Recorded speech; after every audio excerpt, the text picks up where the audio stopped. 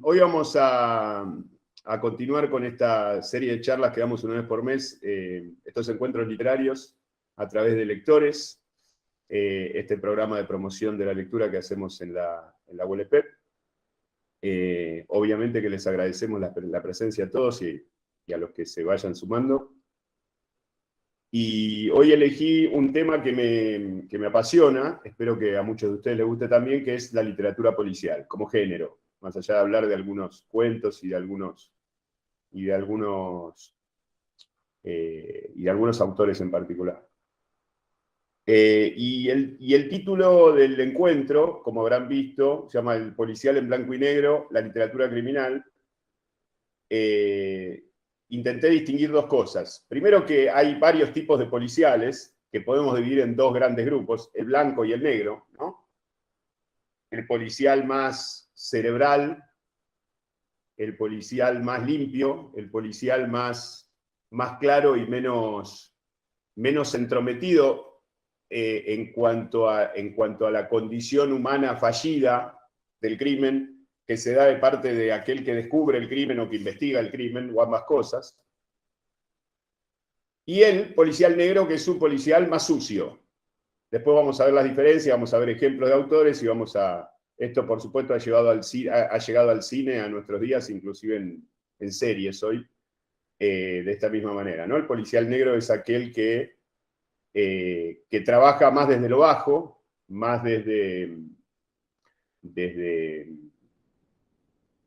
los márgenes, más desde los suburbios, y donde el detective en cuestión, o comisario, investigador, o lo que fuera, o mero aficionado, se maneja involucrándose en ese mundo, o de hecho ya está involucrado de alguna manera.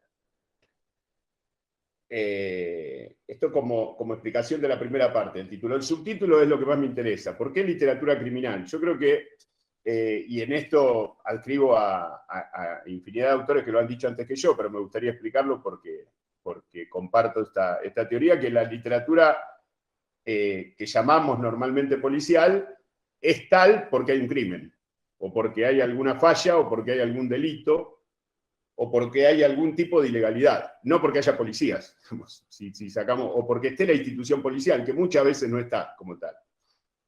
Y que era algo que en muchos países todavía no existía cuando ya estaban haciendo este tipo de literatura. Entonces me interesa más el término de la literatura criminal como algo que no quiero pecar de correcto en esto que voy a decir, pero donde hay una falla, donde hay un error, donde hay un exceso, donde hay una atrocidad, donde hay, bueno, pongan el adjetivo que quieran, y hay que resolver o enderezar o ordenar de alguna manera ese mundo que se ha desordenado producto de ese, llamémoslo, crimen. De ahí la figura emblemática que vamos a ver en la literatura policial del detective, del investigador, del comisario, el caballero Dupont, en Poe, el Sherlock Holmes en Conan Doyle, el padre Brown en Chesterton, Marlowe en Chandler, etcétera, etcétera, etcétera. La literatura policial nace a través del cuento policial, cuentos largos, o largos para las medidas estándar que manejamos hoy, a través de la literatura de Poe.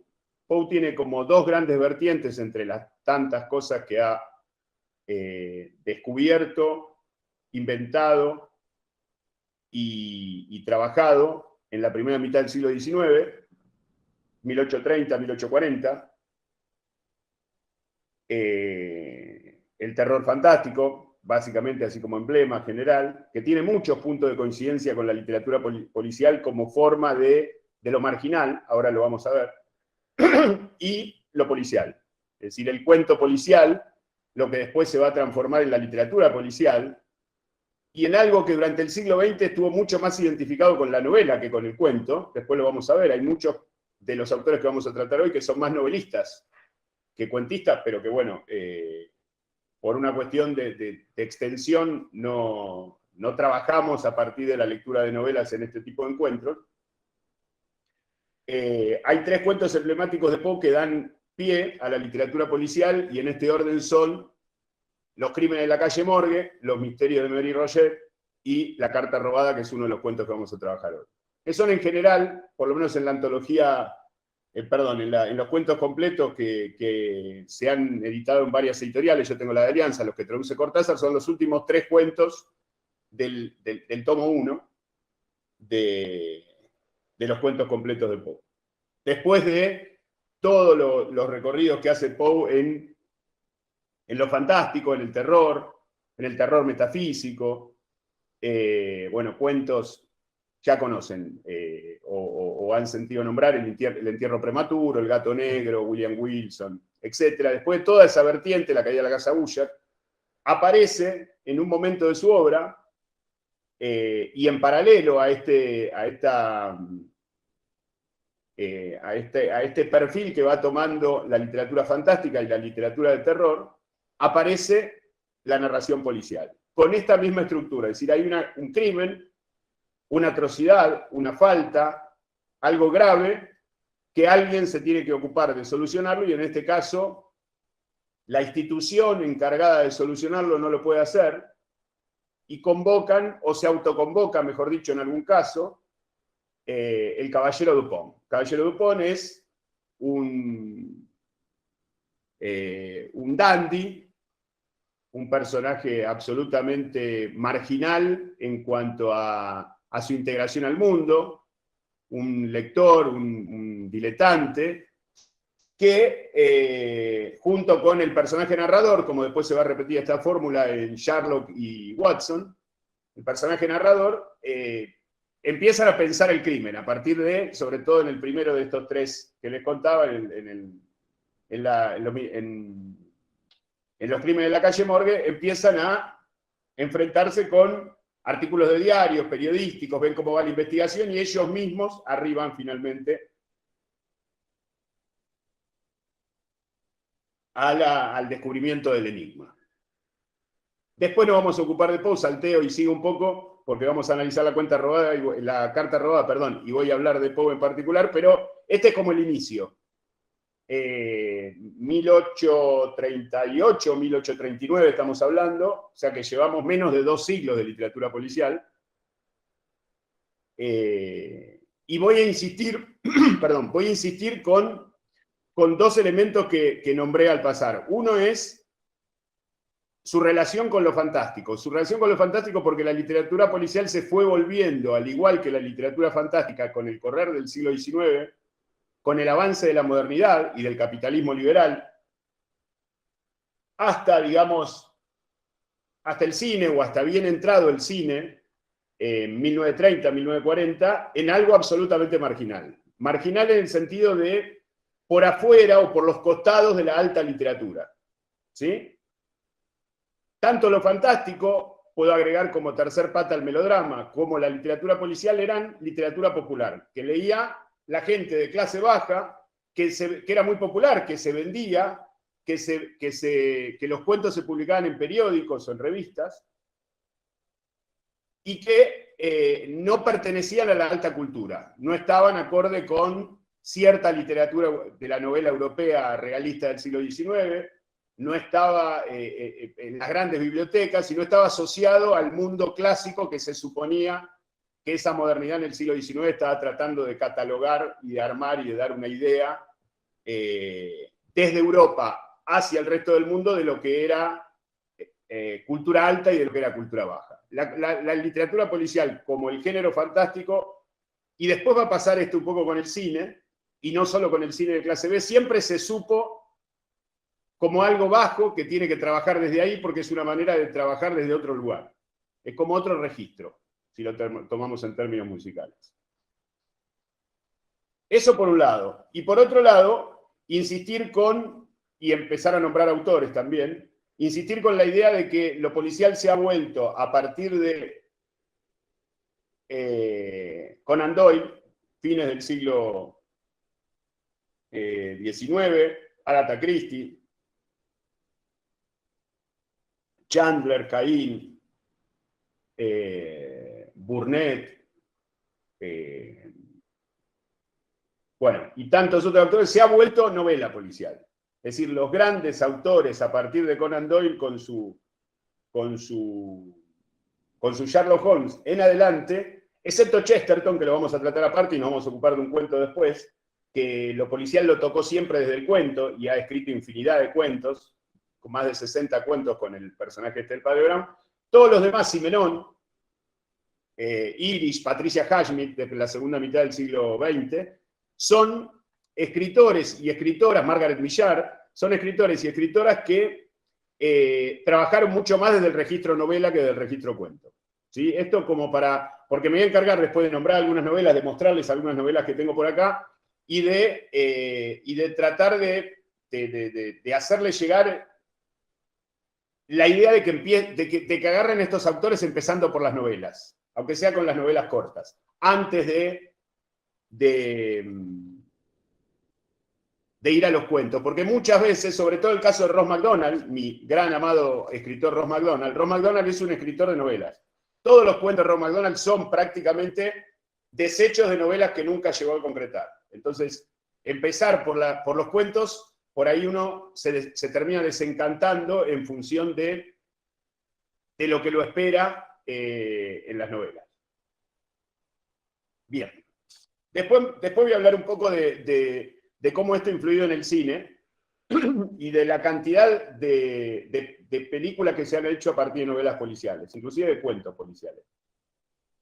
El género policial debe ser uno de los géneros, si no el que más adaptaciones célebres y no tanto tiene en el cine clásico, sobre todo, el cine clásico, sobre todo el cine clásico de Hollywood, pero el cine clásico en general se alimentaba mucho de la literatura policial de una década y media atrás. Es decir, las películas de los 30 en general tienen mucho de novela de los 10 y de los 20, y los grandes policiales de los 40 y de los 50 son producto de la gran novela negra norteamericana, de la gran novela policial negra norteamericana, escrita por algunos de estos autores que les nombré durante los años 30 y los años 40.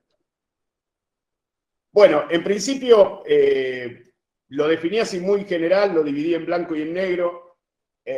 Me refería a esta cuestión de la literatura criminal, pero hay una cosa que, ya profundizando un poco más, la literatura policial plantea un enigma. Y ese enigma es, o mejor dicho, perseguir, intentar descubrir, intentar despejar ese enigma es, en las grandes novelas, en los grandes autores, en los grandes cuentos, es descubrir la clave del universo. Es decir, no es, simbólicamente ahí se está jugando algo más que quién es el asesino, o esto se ve mucho en Chandler, en Ross Macdonald, en Margaret Millar, en los grandes y las grandes escritoras del siglo XX. Lo que se está jugando no es solamente quién es el asesino, y agarrarlo, meterlo preso y ya, ¿no? Como si fuera un caso policial que podemos ver en Crónica, sino que hay algo atrás que el mismo investigador, mientras está investigando, intuye, supone, o le parece, o lo da a entender, o se lo dan a entender de que se está jugando algo más que un mero crimen, o que se está jugando algo más que un mero delito o una ilegalidad. Entonces hay una correspondencia, y acá sí, esto sí me parece muy, muy destacable, así como un punto más dentro del género, que el método de investigación del caballero Dupont, el método de investigación del padre Brown, el método de investigación de Maigret en Simenon, es en general lo que determina el estilo del autor que escribe esa narración. Es decir, si ustedes siguen cómo escribe Simenon, si siguen cómo investiga Maigret, entendemos cómo escribe Simenon. ¿Sí? Si vemos cómo funciona el Marlowe de Chandler, entendemos cómo escribe Chandler. Es decir, hay una correspondencia, un correlato directo entre el método de investigación del investigador, llamémoslo en general, porque a veces son detectives, a veces son amateurs, a veces son comisarios, como el caso de Maigret, el investigador. Ese método tiene un correlato absoluto en la forma de escritura, en el estilo del policial o de cómo encara el policial el autor en cuestión.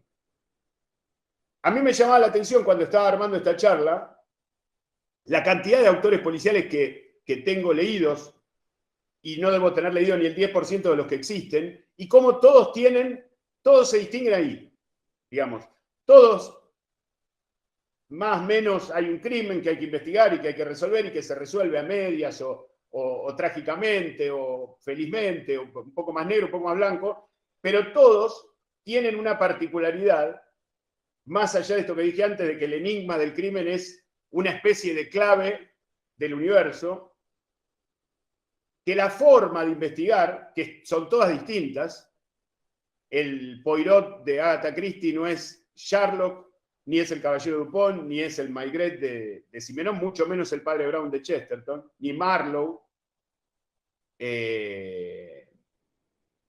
Todos tienen forma distinta y es en esa forma distinta uno puede encontrar o vislumbrar el registro del autor y de su propio estilo como narrador. ¿Sí? Inclusive muchos de estos autores no han escrito más que policiales. El caso de Ross Macdonald, emblemáticamente, ha escrito una infinidad de policiales, todas novelas y todas con el personaje de Lew Archer, que es su detective privado, contando la narración en primera persona. Si son todas, parecerían que son todas iguales, ¿no? Bien. Otro de los elementos, sigo nombrando elementos genéricos, después voy a abrir un poco el juego para que pregunten, opinen, participen los que están acá conmigo y después vamos a ir al análisis de los cuentos en particular. Otro de los elementos que se presenta producto de esta falla, o de este crimen, o de este delito, de este exceso, es la violencia. Es decir, hay diferentes grados, no todos los policiales son iguales, pero siempre hay, ya sea física o psicológica, siempre hay un grado determinado de violencia excesivo.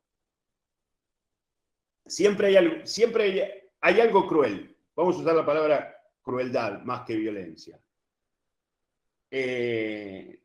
Estamos hablando de la literatura criminal, estamos hablando del crimen, estamos hablando de excesos, de ilegalidad, de fallas, de celos, de discusiones inclusive entre familiares. Y cuanto más terrible, cuanto más cruel, cuanto más violento, aunque sea esto en términos psicológicos o en términos, aunque no hace falta describir como en una película en planos visuales, porque la literatura trabaja desde otro lugar, esa violencia o esa rigurosidad de la crueldad, sí podemos ver que eso existe. Y muchas veces de una manera despiadada. Despiadada porque se trata de un hermano con otro, se trata de una esposa con el marido o viceversa, o se trata de un hijo con un padre, y se discute desde una herencia hasta una actriz que quiere un papel en una película, ¿no?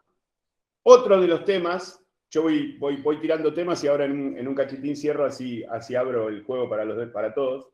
Otro de los temas que aparece en la literatura policial es lo que normalmente llamamos en lo fantástico el tema del doble. Es decir, en la literatura fantástica hay toda una serie de engaños. La típica es un criminal que quiere ocultar su crimen, es decir, que no es que comete un crimen, va y lo confiesa, porque termina la novela ahí, sino que quiere ocultar su crimen y que empezamos a acercarnos a una trama que está poblada de apariencias, de suposiciones, de cosas que parecen ser de una manera pero son de otra, y de cosas que nos comprometen directamente en ese juego de simulacros y de apariencias. Empezamos a especular nosotros con ciertas resoluciones, empezamos a participar activamente pensando sobre el exceso en sí, sobre la crueldad en sí, sobre cuál es la clave esta que se nos está transparentando o simbolizando a partir del enigma mismo que se muestra. Y después toda una serie de ambigüedades, ¿no? de medias tintas. Es un género contrariamente a lo que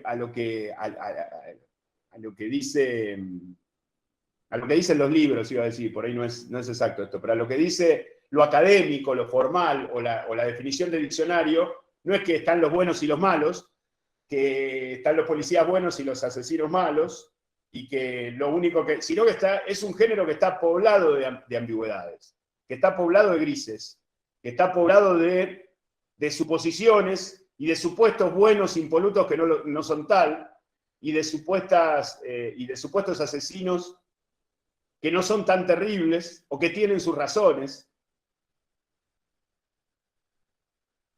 Y en esto, tanto del lado bueno, del lado malo, del lado que nos pongamos, pero siempre de un lado relativamente marginal, de limes, de borde, lo que hace el género, tal vez como pocos otros, es indagar sobre la condición humana. Es decir, lleva la condición humana a un extremo. Pienso ahora en las novelas de Simenón, en los policiales de Simenón, o en los policiales de Caín, mismo Ross McDonald, a un extremo que roza lo inverosímil. Digamos, a un extremo en donde hasta ahí te acompaño, un poquito, no des un paso más porque me terminás de sacar de quicio, digamos. Hay como una... ¿cómo decirlo? Hay como un llevar hasta las últimas consecuencias, hasta el extremo, hasta no sé qué palabra usar, pero bueno, ustedes me entienden, hasta lo más corrido que puede ser este tema de la condición humana, de cómo reaccionamos los seres humanos, lo digo en general como género, no me refiero a la persona A, B o C, mujer, hombre, policía, ladrón o bancario, ¿no? Sino me refiero en términos generales, hasta dónde podemos llegar a llegar, valga la redundancia. Hasta dónde podemos corrernos o excedernos en esto que es, en definitiva, el exceso, ¿no? El exceso, todo tipo de excesos, en general los excesos son malos, pero es una característica humana. Digamos, los celos, o la venganza, o el resentimiento, son características humanas. No creo que los perros tengan ese tipo de sentimientos, en general lo tenemos los seres humanos. Y el policial lo lleva al extremo y lo conjuga, perdón, y los conjuga en esos grises en donde no hay claramente buenos y malos, más allá de que la narración se parta desde un determinado lugar o se focalice en un lugar y nosotros miremos la historia desde ahí, más allá que nosotros estemos siguiendo un personaje que es en general el que investiga. El caso emblemático es el Marlowe de Chandler, que no es un personaje simpático, que no es un personaje brillante, que no es un personaje que, o sea, bueno, sí, por ahí es brillante desde algún lugar, pero quiero decir, no es un personaje en todo sentido admirable, sino que es un personaje que tiene sus características particulares y sus carencias particulares. Es decir, los personajes del policial, aún los que están, digamos, del lado del bien o los que están tratando de desentrañar ese enigma, están limitados. Están limitados por su propia condición humana, que a partir de sus excesos o de sus vicios o de su propia marginalidad o su carácter de antisocial o su pasado, los vuelve bastante parecido a aquello que están persiguiendo, a aquello que están buscando, a aquello que supuestamente están combatiendo. ¿Sí? Bien, hago un cortecito acá y abro el juego para que participe. Veo que casi todos me apagaron la cámara, prendan la cámara si los veo, por favor. Y me gustaría escucharlos sobre esta introducción, sobre el género, sobre algún autor en particular que hayan leído, opiniones, consultas, preguntas. Hablemos entre todos. Después sigo. Tengo un montón de material, pero no quiero hablar solo, aburrir solo. Yo tengo una serie de preguntitas, Alberto. Dale, Marce, ¿cómo estás? ¿Qué tal? ¿Cómo andás? La primera es esto que planteaste de empezar a leer las novelas y los cuentos. Me parece que eso sí funciona bien, para McDonald o para Ross McDonald, porque hay otros, está John McDonald, y para Chandler. Pero en general, más que nada de los 50 en adelante, he encontrado que muchísimos autores se han reflejado mucho mejor como cuentistas que como novelistas. Más que nada, además, y yendo un poco para atrás en el tiempo, en la década del 20, cuando aparece la famosa revista Black Mask, Máscara Negra, donde ahí publicaron todos, digamos, y de hecho, y esta es una opinión particular, a mí me gustan mucho más los cuentos del Continental Op de Hammett que sus novelas. Bien, ¿No? bueno, Así que... en el caso de Hammett yo estaría de acuerdo. En el caso de Chandler a mí me gustan mucho sus cuentos, aunque me parece que sus novelas son superlativas. Y puede ser que la literatura policial de los últimos 30, 40 o 50 años, como vos bien decís, esté más repartido. Digo, pensando por ahí en los autores que más trabajé para este encuentro, Simenon, Ross McDonald, Margaret Millar, Patricia Highsmith, el mismo Chandler. Me parece como que, digamos, los casos emblemáticos son Simenon y Ross McDonald, que son dos novelistas en donde los cuentos que se han publicado, yo no sé si ellos mismos autorizaron la publicación casi, digamos. O sea, son como que se le escapó a alguien. Pero, y no porque sean malos, son brillantes, pero quiero decir, no tiene el espíritu y la fuerza de la novela. De todas maneras, me parece, y esto también es una opinión personal, casi sin fundamento, que es un género, como casi todos en la literatura, los géneros puros, digo, que la novela brilla, en el formato novela brilla mejor que el cuento. Esto es algo subjetivo mío, digamos. O sea, para mí, leer una novela de Caín o de Patricia Highsmith, ni hablar de Ross McDonald, es un universo completo, ¿no? Después hay algunas excepciones. Por ejemplo, el caso de Hemingway, que no ha escrito mucho policial. A mí me gustan mucho los cuentos de Hemingway, que fue lo primero que escribió. Los cuentos de Hemingway inclusive me parecen superiores a muchas de sus novelas. Insisto con los cuentos de Chandler, siendo uno de los más grandes novelistas policiales, para mí me parecen brillantes los cuentos. Lo de Hammett estoy de acuerdo. Hammett, inclusive Faulkner me parecen brillantes los cuentos de Faulkner. Ya no fuimos de lo policial, pero digo, como esta comparación novelista-cuentista. Pero también tiene que ver con cada uno. Digamos, aquel que no leyó nada y se va a enfrentar a una novela de 300 páginas, bueno, no, léete un cuento de 10 páginas para empezar a leer, digamos, eso depende de cada uno. No le puedes tirar por la cabeza 20 novelas de Ross McDonald porque no sabe por dónde empezar y porque se va a marear en el, claro, encima por la forma, por el estilo, esto de escribir en primera persona, un mismo personaje que narra todas las novelas, es una cosa medio delirante, contado así, para aquel que está afuera, pero para aquel que ya lee y que tiene un ejercicio de lectura y que se va a enfrentar con uno de estos autores, sobre todo los autores de los 20, de los 30 y de los 40, que muchos de ellos publicaban en revistas, porque era la forma de publicación, y en una revista no podés publicar una novela. Publicás un cuento, digamos. O publicás un cuento que de alguna manera después quizá termine desarrollándose o ampliándose en una novela. Pero está muy bien lo que me decís, Marce, está bien, y para eso abrí el juego, digamos, para que debatamos y para que opinemos y para que compartamos experiencias de lectura. ¿Qué? Te ibas a decir otra cosa, dale. Sí, la segunda de las tres era que estaría bueno plantear esta diferencia entre lo que se llama novela policial y novela negra, ¿no?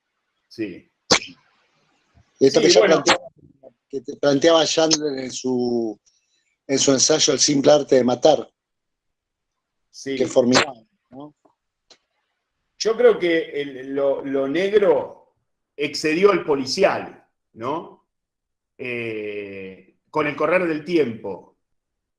Cuando podíamos pensar el policial hace 80 años, estaba el policial blanco y el policial negro, o el policial, digamos, más estructurado, más transparente, más limpio, y el policial negro, que es el policial negro que dio origen a infinidad de películas, sobre todo de la Warner, en el Hollywood clásico durante los años 40 y 50.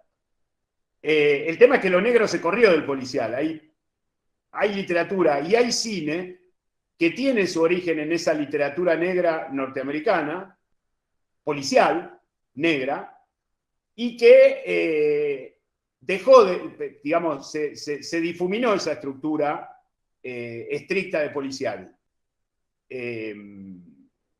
Yo creo que en el caso de Chandler siempre apostó y fue uno de los creadores, creo yo, o por lo menos de los mejores en lo suyo, apostó por esa novela sucia, digamos, por esa novela, por ese policial negro donde los buenos no son más buenos que los malos, donde se trabaja en el margen, donde la cuestión oscura en términos generales, ¿no? hasta de iluminación imaginaria, la cuestión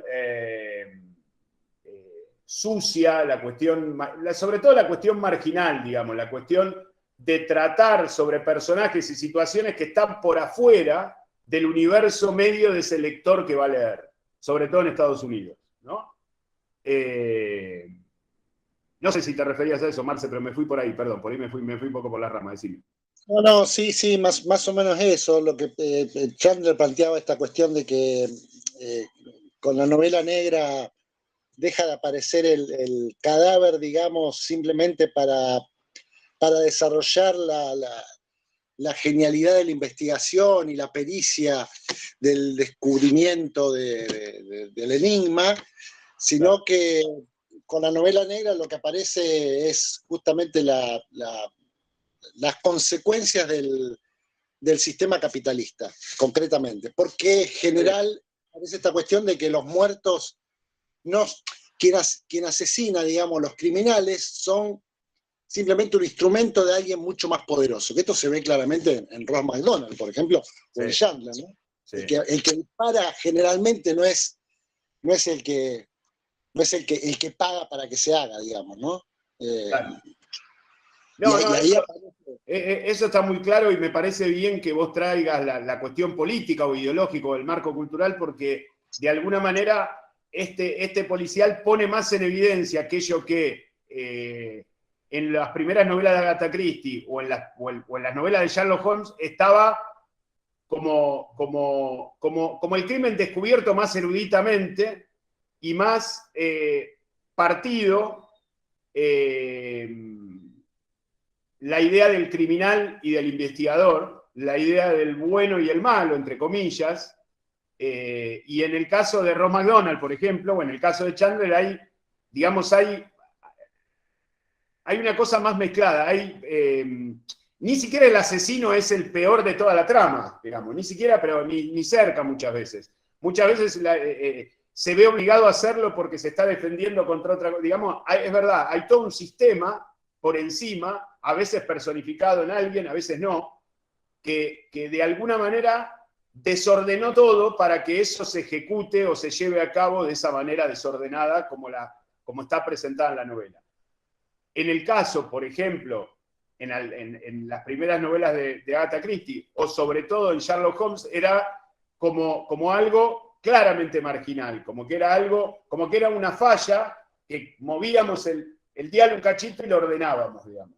En cambio, la sensación que da cuando uno termina de leer La hermana mayor de Chandler, o La dama del lago, o El sueño eterno, es que ese mundo sigue desordenado porque ya estaba desordenado y porque los resortes que lo desordenan están trabajando todo el tiempo para desordenarlo. No se logra acomodar las cosas, porque ni siquiera en el punto cero estaban acomodadas las cosas, como muchas veces pasa en otro tipo de narraciones, ¿no? Que hay un punto cero y la idea es volver, se desordena algo, se despliega una trama, y la idea es volver a ese punto de reposo en donde aquello estaba, por lo menos, de manera aceptable en el caso anterior. En el caso de la novela negra es claramente un caos ordenado por el autor, un caos ordenado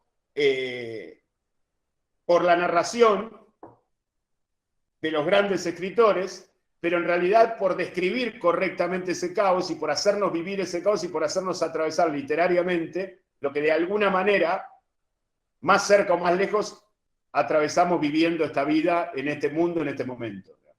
Eso estoy plenamente de acuerdo con esta idea sistémica, con esta idea de algo que está por encima. Sí, Marce, seguí que tenés algo más, me parece. No, sí, tal cual. Y además porque aparece algo emblemático, ¿no? Con la novela negra que aparece la calle y el callejón también, ese lugar oscuro, pero la calle como un lugar determinante en las tramas y no los interiores de las casas, las mansiones, ¿no? Ese juego mucho más, casi podríamos decir burgués si se quiere, sino que la trama se empieza a desarrollar en las calles y generalmente de manera de noche, tal cual lo muestra el cine de Hollywood de la década del 40, ¿no? Y del 50. Sí. Perdón, termina. Sí, no, era eso. No, está la calle, está la noche y sobre todo está el peligro. Es decir, el investigador se tiene que involucrar y se tiene que jugar la vida unas cuantas veces en las novelas, muchas de estas novelas de las que estamos haciendo referencia, se tiene que jugar la vida literalmente en el transcurso de esa investigación. O sea, ahí ya hay una diferencia, digamos, que es el peligro. O sea, está la noche, está la oscuridad, pero está el peligro. O sea, es peligroso y hay que asumir ese peligro, hay que asumir ese riesgo, porque de alguna manera, y esto lo hemos aprendido Marce, vos y yo con el cine, pero en la literatura está manifiesto y creo que en cualquier disciplina artística, simbólicamente eso es lo que se nos sugiere a los espectadores como tales o a los lectores como tales, y que nosotros asumamos nuestros propios peligros, que nosotros asumamos nuestros propios riesgos en la vida, digamos. Entonces también el policial negro es emblemático y ejemplar para el lector en cuanto a, no es que tenemos que salir a arriesgar la vida y a matar a nadie por la noche hoy mismo, no tiene nada que ver con eso, sino desplazadamente, simbólicamente hay un lugar de cada uno donde cada uno tiene que asumir sus propios riesgos. Y me parece que eso está maravillosamente expresado en el negro de esta literatura y del Hollywood de los 40 y de los 50 más claramente, en sentido que más, ya lo vemos, digamos, es más, como se nos vuelve como más objetivo, es como vemos la imagen de todo esto que estamos diciendo, vemos la imagen de la noche, vemos la imagen de la oscuridad, vemos el callejón peligroso, vemos al asesino atrás de, no nos lo están contando de segunda mano, como sucede en la literatura, sino que lo ven. Si hay alguien levantó la mano. Sí, Elisa levantó la mano. Ah, bueno. Adelante, por favor. ¿Quiere preguntar? Sí, perdón. Sí, yo creo que tiene que ver también con el contexto en el cual nacen cada una de estos textos, porque en realidad el contexto de la novela negra tiene que ver mucho con la explosión industrial de Estados Unidos, de Chicago y demás, la peligrosidad en las calles y la forma de expresar de alguna manera desde la literatura policial la realidad que se estaba viviendo. En el siglo XIX, digamos, con Sherlock Holmes o al principio del XX con Agatha Christie y demás, yo creo que tiene que ver, sobre todo Sherlock Holmes, con la expresión de lo que era la era victoriana también, ¿no es cierto? El cuarto cerrado, lo que pasa dentro de un lugar, digamos, el cuarto, la ciudad o el pueblo cerrado, lo que pasa interiormente ahí y cómo ordenamos eso que se había desordenado de alguna manera como para volver al orden digamos, primero.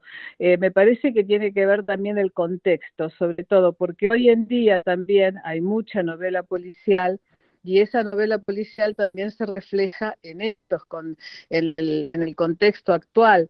Qué sé yo, no sé, las novelas argentinas se me fue el nombre, en este momento justo que lo iba a decir, pero van reflejando incluso toda la actitud, las acciones de las instituciones policiales, de las instituciones judiciales y demás. Creo que texto y contexto es fundamental para analizar todo esto, me parece. Sí, Elisa, sí, estoy totalmente de acuerdo. Me parece que todo artista es hijo de su época de alguna manera, y que claramente, esto un poco lo adelantó Marcelo, ¿no? No lo hago mío, pero lo dijo Marcelo, la explosión industrial norteamericana, que generó, como toda explosión del capitalismo, ciertos sectores de marginalidad o cierta desigualdad, o cierto resentimiento en determinados sectores y ciertas formas marginales de acumulación de riqueza, indudablemente produjo parte de esa novela negra de la que hacíamos referencia recién. Y en el siglo XIX había una cosa como un poco más encerrada, más, vos lo asociaste con la época victoriana, estoy de acuerdo. Me parece que también estos primeros escritores policiales después de Poe son escritores hijos de su tiempo, hijos del siglo XIX. ¿Sí?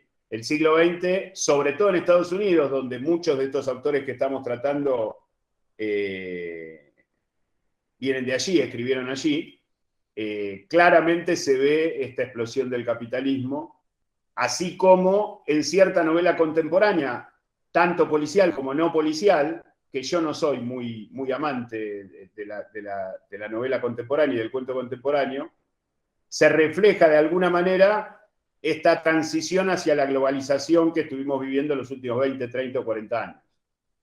Sería imposible escribir como Chandler, o presentar el mundo de Chandler o las calles de Chandler hoy de la misma manera. Creo que el mismo Chandler lo haría distinto. Estoy de acuerdo y me parece que el contexto es fundamental. Todos los artistas son hijos de su tiempo, indudablemente. Sí, ahí, año 3. Sí, yo lo digo más, perdón, yo lo digo más que nada porque de alguna manera, sí, porque no de alguna manera, la literatura en sí expresa la vida social, así como la literatura, como en el siglo XIX también el realismo expresó, digamos, la realidad social y el naturalismo también. La literatura policial le expresa sobre todo a nivel de lo que son todas las instituciones en general y la degradación de las instituciones, sea en el siglo XIX, en el siglo XX y, bueno, y en el XXI ahora también, pienso. No, estoy de acuerdo. Quiero decir dos cosas con esto que dijiste. No solo lo social, sino lo político, lo económico, las relaciones sociales entre las diferentes clases, la marginalidad, Exacto. lo cultural, digamos, y con otro condimento extra, que el policial trabaja desde un caso aparentemente excepcional. No es que hace una descripción social en su trama, sino que trabaja un caso y a partir de ese caso se despliegan simbólicamente un montón de ideas respecto al tiempo en el que se está viviendo y es claramente testigo de su tiempo. Eso por un lado. Y por otro lado, con respecto a las instituciones, cosa que me parece muy importante, es muy interesante cómo muchos de estos autores pescaron, describieron y profundizaron sobre la corrupción de estas instituciones cuando todavía no eran todo lo corruptas que fueron después. Esto es muy interesante también, porque el grado de bajeza al que ha caído la policía, las relaciones entre la policía, los servicios de inteligencia, la justicia, la política, ciertos sectores poderosos y todo, todavía no estaba tan visibilizado y ya la novela, ya la literatura de la primera mitad del siglo XX lo reflejaba, tal vez simbólicamente, tal vez no con nombre y apellido, tal vez proféticamente, pero estaba expresada. Así que muy atinado el comentario, Elisa. Comparto. Alberto, ¿quién levantó la mano? Sí, ¿quién levantó primero? Tiene tres. Vamos. Tiene tres primero y después Charlie Chávez levantó la mano. Buenas tardes para todos. Hola, Alberto. Yo soy Antonio. ¿Cómo andas? ¿Qué haces, Antonio? Gracias. Yo soy Antonio, les hablo desde mi casa, vivo en Puerto Madryn, Chubut, Patagonia, Argentina. La pregunta es la siguiente, Alberto, me imagino que vos me podés dar un buen paseo por este tema. que no es justamente lo que yo leo ni escribo. Yo fui tallerista muchos años, con distintos profesores, fui como alumno. Y uno una vez te hacía mucho hincapié en que el nacimiento, el padre o uno de los padres de la novela policial había sido Dostoyevsky en su época. Y viniendo más para acá, muchos le cargan ese título, por así decirlo, a Edgar Allan Poe a partir del crimen de la calle de la Morgue. Sí. Yo lo que no sé diferenciar, porque te repito, no es lo que yo leo precisamente, o lo que escribo, qué es lo policial y qué es lo negro dentro de lo policial. Bien. Si me puedes aclarar un poco en el cerebro. Sí. A ver, yo creo... Muchas gracias. No, por favor. Gracias a vos, Antonio, por estar y por participar. Al contrario, me costó un poco conectarme, 15 minutos tuve para conectarme. Bueno, estás acá, lo importante. Vivo donde el viento doble, ¿viste? ¿Qué querés? En términos generales, creo que el policial, como es muy difícil rastrearlo antes de Poe, porque directamente no se habían dado las condiciones para ese tipo de literatura sociales, políticas, económicas, no había estallado la modernidad. Poe es un profeta de la modernidad, de alguna manera. Después lo entendieron muchos otros, como Baudelaire, por ejemplo. Y está claro en estos tres cuentos, emblemáticamente en Los crímenes de la calle Morgue, pero inmediatamente después El misterio de Marie Roget y en La carta robada, está claro eso. En 2 o 3 años esos cuentos publicados ya destaparon una olla que después se fue propagando. En el caso de la literatura rusa del siglo XIX y del XX, ¿no? Pero digamos de mediados del XIX a un tercio del XX, Dostoyevsky entre ellos, hay o comparte determinadas cuestiones enigmáticas, si queremos, pero es otra estructura, digamos, o por lo menos a ver, porque también con el dedito desde acá decir este es policial, este no, este es mejor, este es peor, este es el origen, es algo que no, aparte no tiene sentido, no me siento capacitado y aparte no tiene sentido. Creo que lo que yo diría es que en lo que después se fue desarrollando, porque esto es como el cine, ¿no? El policial es lo que después hicieron los escritores policiales, es decir, el perfil a Poe se lo da Conan Doyle, después se lo da Agatha Christie, después se lo da Simenon, después se lo da Chandler, y después, digamos, si no seguimos toda la línea, digamos, si nadie hubiera escrito policial después de Poe, Poe no hubiera inventado nada. Es como si el primero que filmó una película hubiera filmado una película y después nunca más hubiera hecho cine. No tiene demasiado sentido decir que tal o cual inventó el cine. Esto en términos de encontrar al origen o al primero. Y con respecto a lo negro es justamente lo que hablábamos con Elisa recién, tiene que ver con la evolución de este policial, sobre todo en Estados Unidos, post-desarrollo industrial, es decir, cuando Estados Unidos empieza a transformarse a partir de la finalización de la Primera Guerra Mundial en una potencia, y empieza a marcarse antes y después, sobre todo de la crisis del 29, empiezan a marcarse determinados rasgos de marginalidad social, de marginalidad política, de hacia dónde iba la cosa, y de alguna manera se empieza a diseñar el capitalismo liberal norteamericano como 100 años después lo podemos ver hoy. ¿Sí? Es decir, ese esbozo lo pescaron estos tipos y como profetas en algún caso, como describiendo esa mentalidad o como criticando adelantadamente esa mentalidad que se estaba ya desarrollando y que se estaba iniciando, lo pusieron en juego. ¿Cómo lo pusieron en juego? Bueno, un poco como hablábamos con Marcelo recién, es decir, en lugar de ser un cerebro impoluto que descubre un crimen casi desde su casa, como el célebre Bustos Domecq de Bioy Casares y de Borges, que está en la cárcel y descubre el crimen sin conocer a los criminales, es decir, esa cosa muy de Agatha Christie o de Sherlock Holmes, donde no se sale del interior para descubrir con datos solamente, parece como un ejercicio matemático. Bueno, hay que involucrarse. Es involucrarse, es salir a la calle, es correr el peligro, es estar en riesgo casi tanto como lo estuvo la víctima antes de ser víctima. Estos son algunos de los tintes que le da el negro o la característica negra al policial a partir de los 20. ¿Sí? Creo haberte respondido. Sí, yo recuerdo, yo tengo casi, es más, dentro de 5 meses cumple 65 años, y yo era pibe y me acuerdo que pasaban en la televisión blanco y negro un montón de series policiales de Estados Unidos.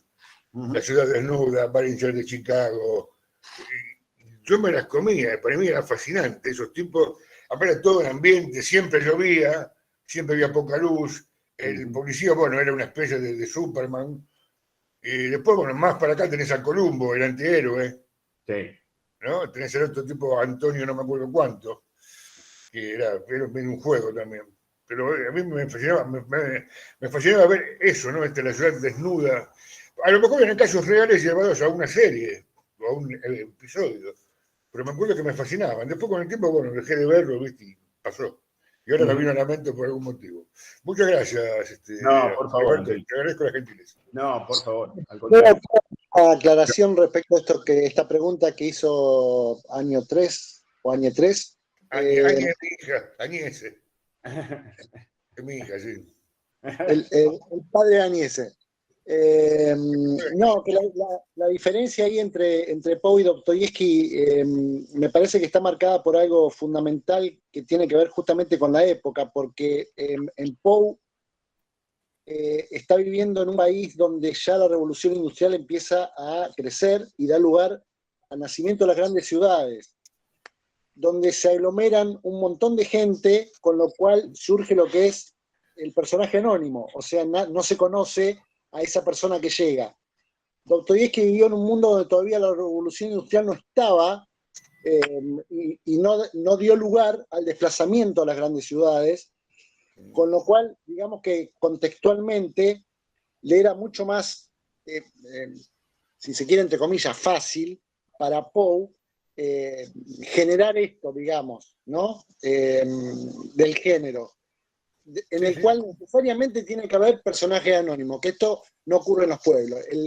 El género policial aparece casi estrictamente en las grandes ciudades.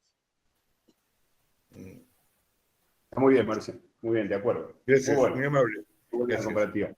Bien. Charlie Chávez levantó la mano luego de Antonio.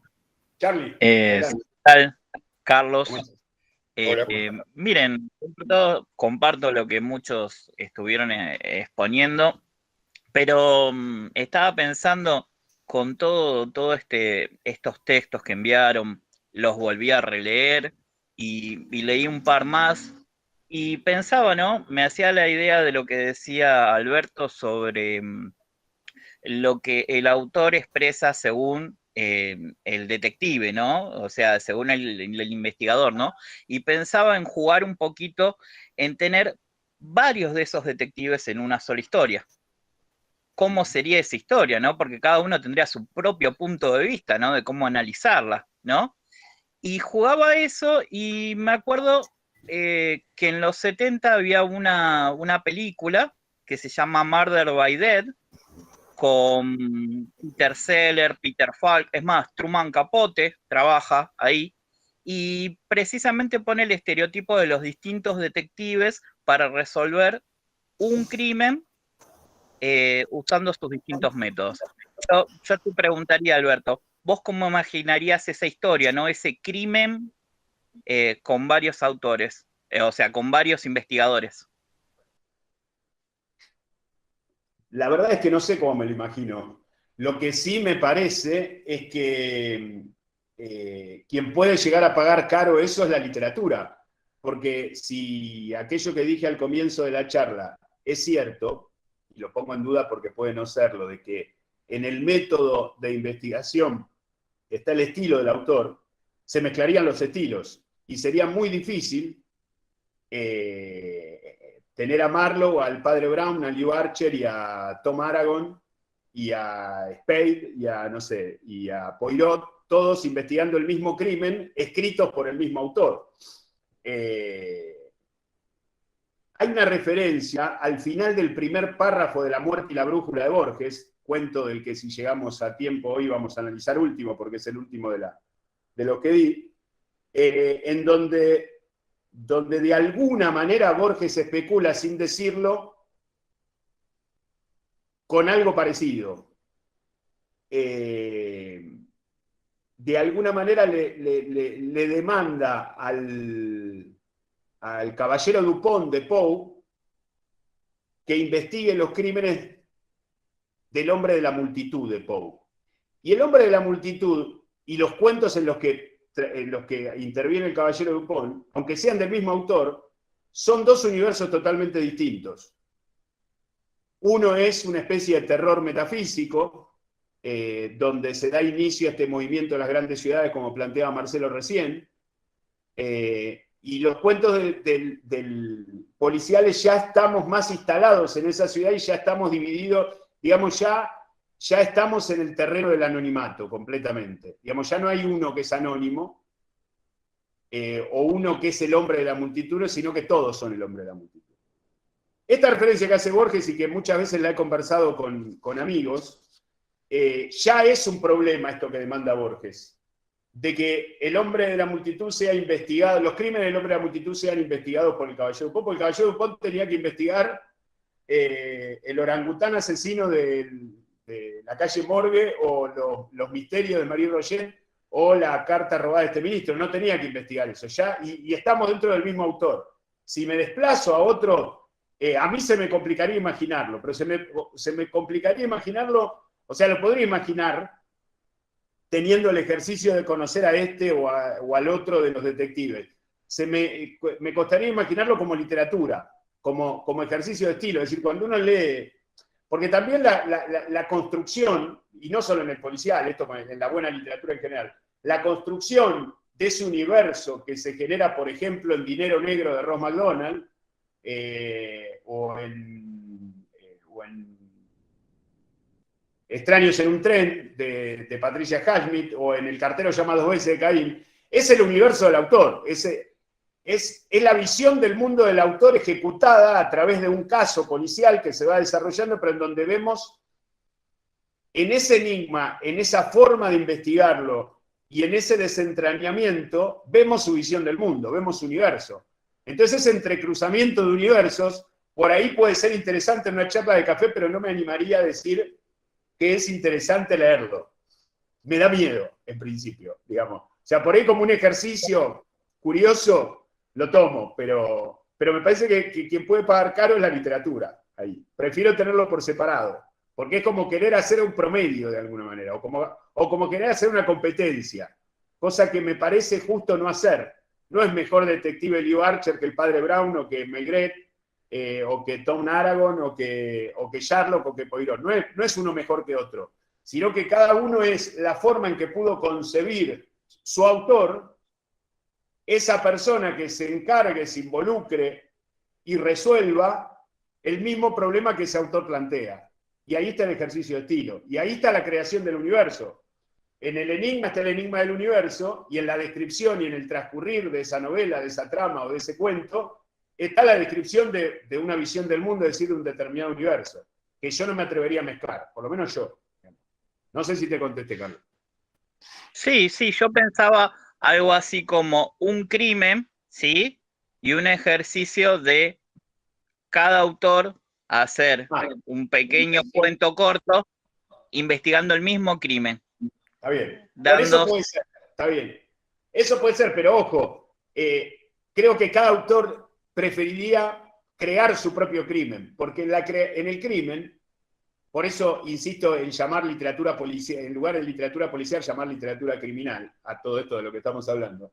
En el crimen está el comienzo de la forma de ver el mundo. O sea, no son todos los crímenes iguales, pero esto desde ya es una verdad de perogrullo, pero digo, no son los crímenes de Ross MacDonald iguales a los crímenes de Simenon. Porque el criminal no es lo mismo, porque el que lo va a investigar no es lo mismo, porque el medio social no es lo mismo, y como bien dijo Elisa, porque a veces hay diferencias de épocas o de geografías que condicionan esa dinámica social o cultural o política en donde se desarrolla. Con lo cual eso sería un ejercicio de tesis que por ahí uno podría hacer entre Chandler, Burnett, Caín, y 4 o 5 de los que escribieron en los 30 o en los 20, 30, 40 en Estados Unidos, en Nueva York. Entonces hay como un universo más compartido o más parecido, Hammett, pero, qué sé yo, esta es mi visión, digamos. En tal caso, también estas charlas y estos encuentros son para debatir estas cosas. No sé si te conteste, Carlos. Gracias. Muy bien, muy buena la pregunta de Carlos. ¿Quién Marcelo había levantado la mano hoy. No sé si Sí, pero me quiere... parece que era para aclarar lo de Antonio. Bien. Yo, con respecto a esto, bueno, se ha dado siempre al revés. Por lo general, en estos de los crímenes se han dado un asesinato y múltiples sospechosos. Hay juegos, hay literatura. Y escuchando un poco desde el inicio lo que decía Alberto del negro y el blanco, cuál es el por qué uno es negro y el otro es más claro, con Antonio también viendo que se quería sacar la duda. Por ahí Alberto explicó al inicio de que el negro es como que se mete más en lo malo, en lo feo, en la personalidad, todas las personalidades, todas las acciones que podemos tener las personas, los humanos. Usaste una palabra que era violencia y después la cambiaste, que por ahí en el policial blanco no es tan así, es más como decía hoy, no me acuerdo, una de las señoras decía que era más cerrado, era más en un castillo, en un hotel, en una habitación, era más buscar una sospecha, era más judicial en algunos aspectos, era más buscar a que el detective resalte. Y el negro es más ensuciarse, como decía Marcelo también, esto de las calles, porque en la calle, como hablaban y nombraban a Chicago, las calles como que son de todos, son de nadie, y sin embargo el lugar cerrado es de alguien. Hay un dueño de la casa, hay una víctima, hay un sospechoso. En cambio, en la calle, hablando de la sociedad, como contaban recién, en la calle puede ser cualquiera, inclusive puede ser un ricachón que sale a matar de noche en un barrio marginal y el policía tiene que descubrir a través del muerto, no a través de la sociedad que está distante a ese muerto. Creo que el negro y el blanco juegan en ese sentido. Sin ensuciarse tanto, como decían, está el Sherlock y por ahí metiéndose más en el barro, Chandler, el McDonald's. Sí. Creo que hay unas diferencias ahí entre... Sí, hay una cuestión más cerebral, más racional. En Poe está potencialmente las dos cosas, ¿no?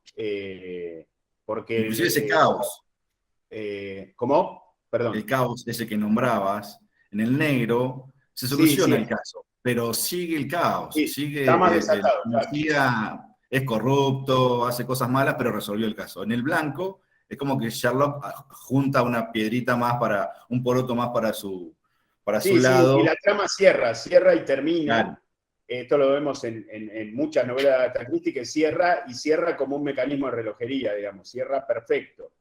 Creo que hay una cuestión de racionalidad, de mecanicidad, de intelecto frío y de interiores. Me parece que el interior es más seguro. Afuera llueve, la gente te mata, te roba, uno adentro de su casa está como más resguardado. Entonces esta idea y después está la idea de ese peligro, cómo se traduce, porque ese peligro se podría evitar con un par de llamadas telefónicas o mandando a alguien, no, hay que involucrarse, hay que meterse. Y lo que nos pasa con Lew Archer en Ross McDonald, como nos pasa con Marlowe en Chandler, como nos pasa con Maigret en Simenon, es que son personajes que uno se identifica con ellos justamente porque asumen esos riesgos y después nos ayudan a identificarnos de alguna manera con el criminal, porque el criminal no es tan malo, porque ellos son como el puente entre nosotros y ese criminal para comprenderlo en un punto. Sobre todo en Simenon se ve claramente esto. Simenon es el autor de la comprensión, no sé si el perdón, pero de la comprensión. Digamos, tenía su razón el tipo, ¿qué iba a hacer en la que se encontró, no? Pero para llegar a eso necesitamos un puente y ese puente suele ser ese detective que se involucra, que persiste, que se moja abajo la lluvia, que pasa frío, que corre riesgos, que le pasa un balazo por acá o por allá o que atentan contra él y que finalmente resuelve el caso, pero lo más nutritivo de lo que resuelve es el acercamiento de nosotros para con el criminal. cosa que en el blanco el criminal es un otro que está allá, está en otro lugar, y nosotros simplemente tenemos que descubrir. También hay una cosa muy interesante, que el cine esto lo ha trabajado mucho. En el cine policial muchas veces sabemos quién es el asesino de entrada, no se nos oculta eso, porque no importa eso, importa cómo lo van a encontrar, cómo lo van a descubrir, cómo lo van a atrapar, cómo lo van a juzgar o cómo se va a defender, o cuáles son sus aliados. Entonces ahí toda esa mezcolanza de cosas incorrectísimas que muestra el cine policial nacen de esta idea del negro de la literatura en los años 20 y 30. Esa cosa que se va como ensuciando. Muchas veces se nos cuenta casi el final de una película al principio, y no por eso perdemos interés, sino que se nos generan otros intereses. Y todos esos intereses están generados también desde la literatura. El cine es hijo de la literatura, entre otros padres también, insospechados. Bueno, vamos a los cuentos porque ya así no me paso la hora. Aprovecho para decir que Antonio es un eximio escritor, un gran poeta, y lo tenemos acá, y me deleita en uno de los grupos de WhatsApp a los que participo, bueno, con las lecturas de su propia creación. O sea que tenemos un escritor en serio acá, no un charlatán que lee, como sería yo. Bueno, muchas gracias. Gracias. Mira, esa grande, guarda que me grande en cualquier momento, no puedo salir de la puerta de casa después. Muchas gracias. Muchas gracias. Bueno, y ya lo vamos a ir a visitar al sur para tomar algo fuerte en algún momento. Bueno, por supuesto. Che, Bueno, si puedo decir algo, me meto en lo que no debo, pero no importa. Algunos de los presentes, que yo, salvo a vos, no conozco a nadie, y viceversa, podrían engancharse en el grupo en el que estamos, a través del libro. Bueno, después los invito, después les mando. Yo no conozco a nadie, me imagino. Claro, me imagino que vos sí, pero yo no conozco a ninguno, pero me imagino que vos sí. Sí, yo conozco a la mayoría. Porque te deben seguir como Perro Sulky, ¿viste? Está bien, está, los invito, sí, les cuento, después les cuento. Bueno, sí, cómo no. Muchas gracias por tu elogio, gracias. Gracias. No, por favor, merecido. Bueno, he elegido unos cuantos cuentos que quiero hacer con una especie de reseña para distinguir el tipo de policial o los diferentes tipos de policiales, ¿no? El primero es La carta robada de Poe. La carta robada de Poe es el tercero de estos tres cuentos en donde de alguna manera yo digo se inventa la literatura policial, y es el cuento que dio pie a mucho de lo que después terminó siendo ese enigma que parece pero tan complicado que es evidente. Para los que no leyeron La carta robada, es una carta que puede comprometer secretos de Estado, que puede desatar una guerra mundial, y que finalmente el caballero Dupont descubre que no estaba escondida, sino que estaba expuesta ahí en un tarjetero. Es decir, porque aparte la carta robada se plantea como que se sabe quién es el ladrón, se sabe que la tiene él, se sabe que la lleva encima, o no que la lleva encima, perdón, que está en su estudio, se sabe todo, menos dónde está la carta. Entonces se busca en lugares de los más estrafalarios, y la carta está ahí arriba. El tipo la dejó ahí arriba porque pensó que todos los demás la iban a buscar en lugares estrafalarios, y nadie, excepto el caballero Dupont, que es el detective en este caso, la iba a encontrar en ese lugar. Entonces esto abrió toda una línea de complejidad de evidencia, ¿no? De este juego entre la complejidad y la evidencia. Aquello que parece a veces demasiado evidente es muy complejo, y aquello que parece demasiado complejo es muy evidente. Hay todo un juego que hace Poe con una teoría que le expone a su ayudante el caballero Dupont, a partir de un juego que hace un niño con unas bolitas, que es ponerse en el lugar del otro. Y para ponerse en el lugar del otro, lo que supuso este ladrón es que todos los que iban a investigar eran tan complejos y tan retorcidos y seguían tanto los reglamentos que iban a buscar en los lugares más increíbles y no iban a buscar ahí arriba. Y esto es muy interesante porque el ponerse en el lugar del otro es ponerse en el lugar de quien va a buscarte.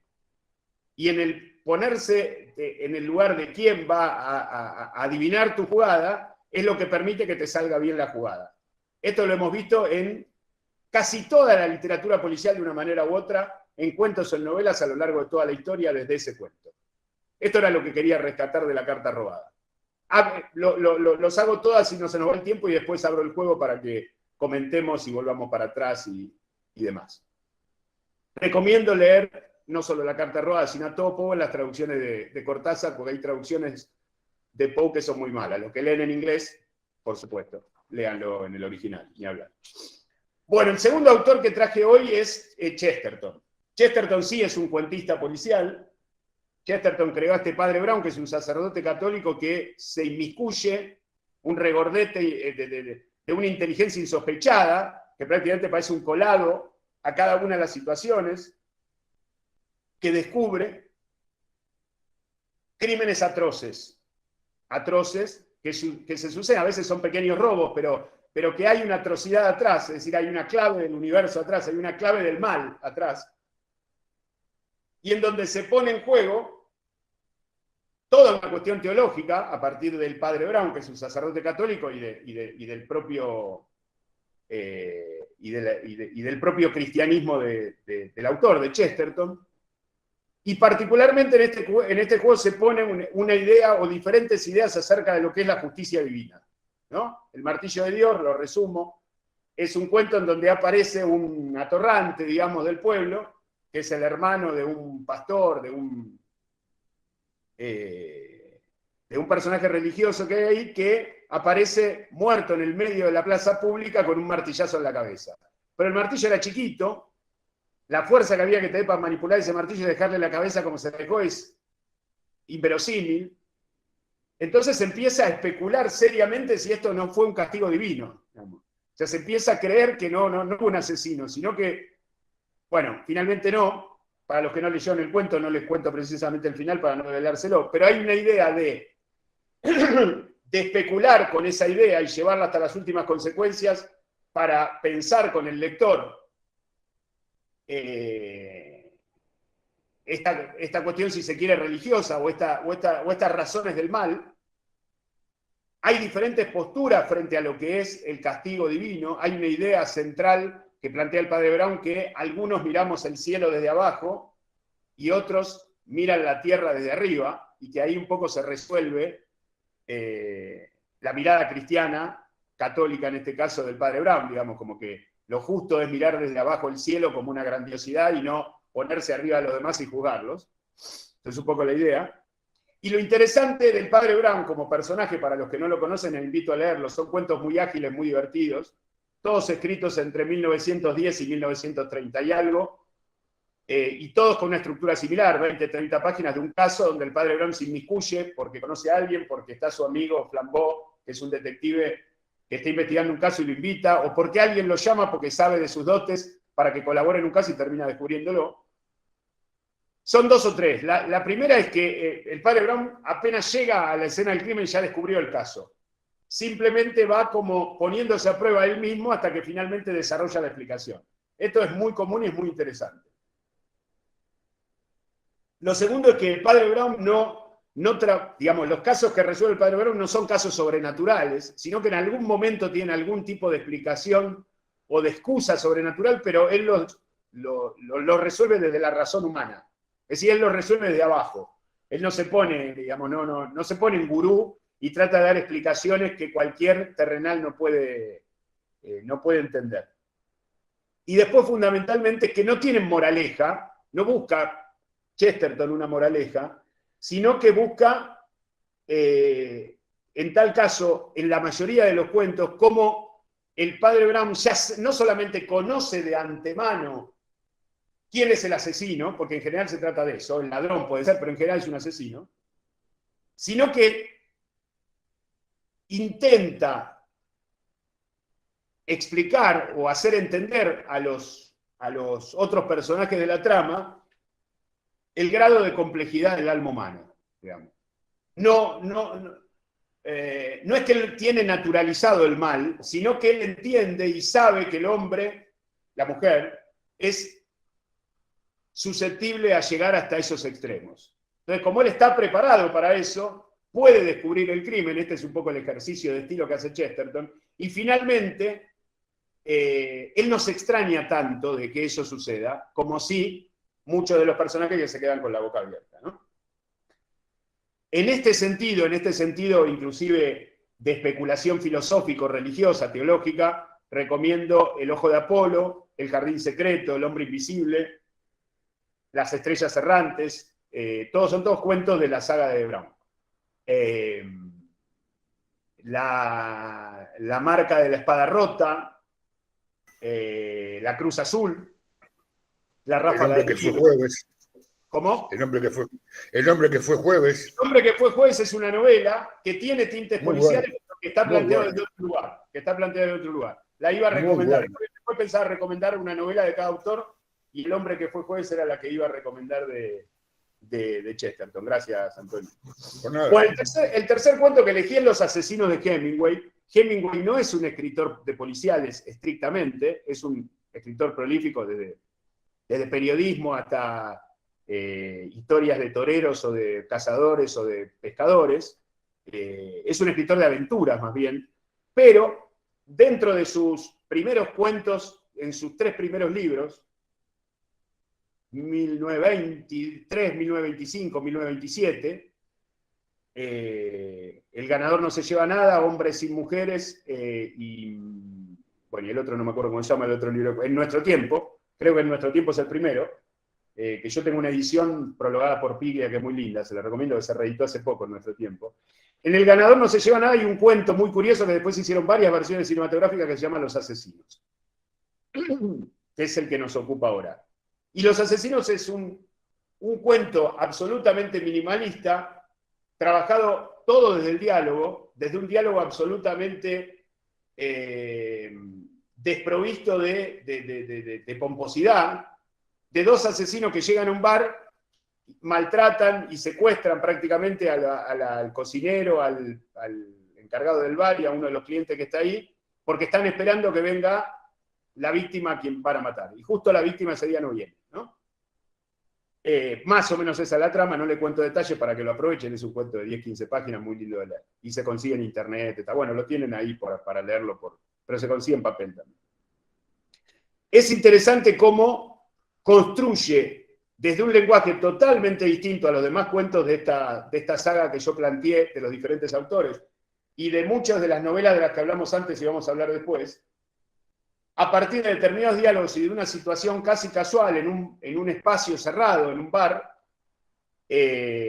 cómo plantea Hemingway el género, ¿no? Con 2 personajes que son diferentes entre sí, pero que son prepotentes, que se quejan hasta del más mínimo detalle de la comida que les sirven en ese lugar, que directamente blanquean la idea de que son sicarios que vienen a matar a este tipo.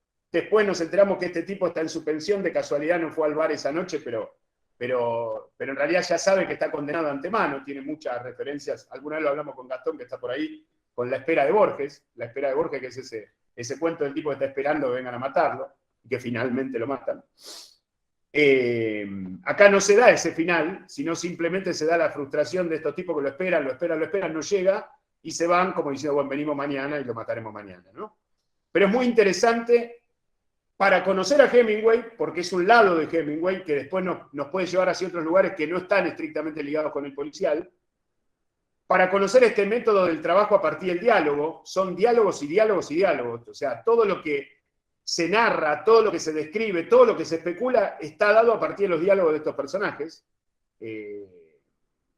Al y Max, que son los asesinos, George y Nick, que son los 2 que están en la barra, y Sam, que es el cocinero, el negro que está atrás, en la trastienda.